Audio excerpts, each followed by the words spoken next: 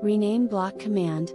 For to rename by selecting the block directly from the drawing, we are going to use srjcat program command called rename block. This command can be called through srjcat menu or by toolbar or by command prompt. The short form to call rename block command is rnb. When this command is called, it prompts the user to select the block to be renamed. After selecting, Rename Block tab will be opened. The tab displays the current name of the block, and an edit box to assign new name for the block.